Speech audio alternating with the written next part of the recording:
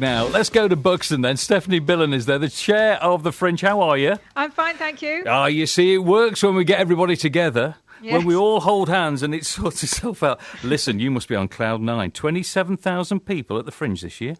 Well, that's the total audience figure, so it's not quite that. It's what it is. That's the total audience, meaning all the audiences added up. What we can't ever really say is how much overlap there is, but it's certainly a very impressive figure anyway, because more than people see more than one show is what I'm trying to say. And I suppose when you're putting the itinerary together for the Fringe, you never know, do you? You never know if you're going to hit the zeitgeist, do you?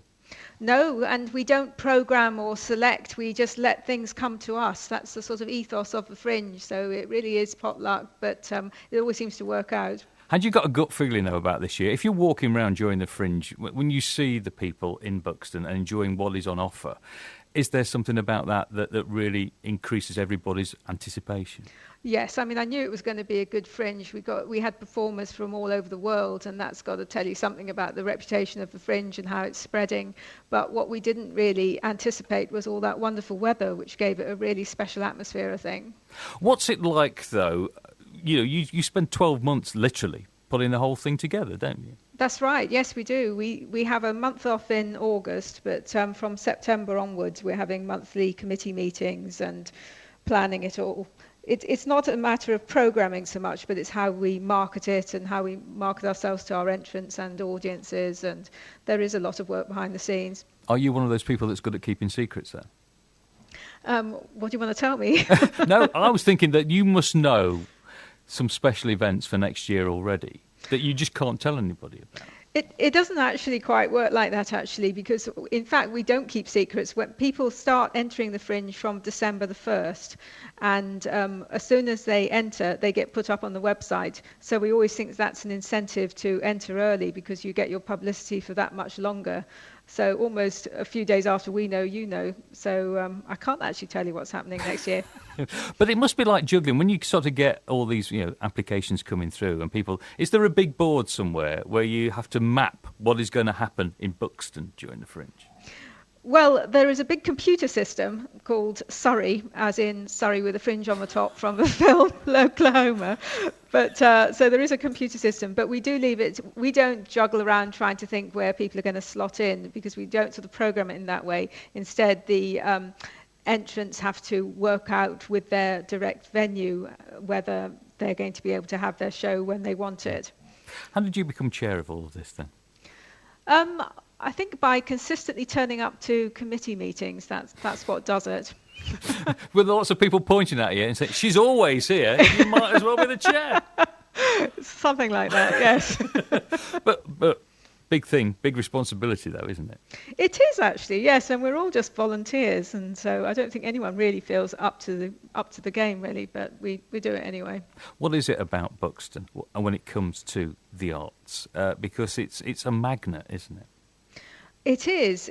I don't really know why. I suppose we've got that wonderful opera house and we've got very inspiring architecture, and maybe that's something to do with it. But of course we have Buxton Festival as well, and we are the Fringe of the festival. I mean, the total audience of the festival this year was 40,000. So add that to our 27,000, and the big package of the festival and the Fringe is something that brings in a lot of people, I must say. Is it also the positioning of you as a town? Because Manchester, Sheffield, Derby, just literally a stone's throw away from all of those, aren't you? That's right. We're kind of bang in the middle of a country, and we get people come. In terms of performers, we get people coming up from London, and they perform in Buxton, and then they move up to Edinburgh. So we're very well placed.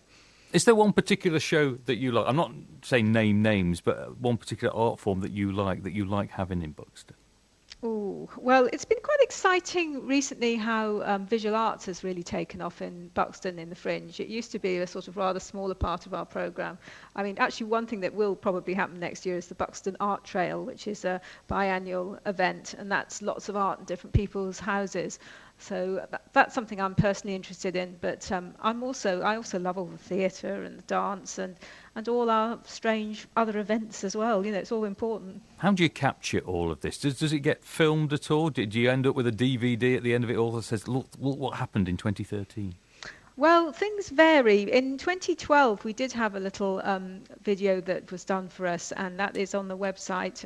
This year, we've got little snippets of films, and I think that also captures what's going on. So, and we also have a gallery page on the website with lots of photographs from all the different things that we do. Have you got a hit list of people or plays or performances that you would like to see at the Fringe? Have you got your own secret list of, I'd like to see that person here? Well, yeah, you have fantasies, don't you? Kind of. Yeah, but you're so successful, they could become truthful. So come on, name names. Well, I once saw an American performer called Eric Bogosian, who went on to be a sort of Hollywood actor, but he was most electric when he did his one-man comedy show. I think he lives in New York, so it's a bit of a long shot, this, isn't it? But hey. So you know, George Clooney on that list. You know, if you wanted him in Buxton. Well, I wouldn't say no. Then there's a musician called Harvey Brough. I thought he was brilliant years ago. So I've put these names out there. You never know, do you? They could be travelling down the M1 now. You never know what's going to happen. Now, people listening to this today will be thinking, right, okay, you're getting ready for the 2014 Fringe. If they want to do something, if they've got something that they're working on, how can they find out the information about applying to be in the Fringe? Right. Well, they won't get chucked out. There's no selection, so anyone can enter.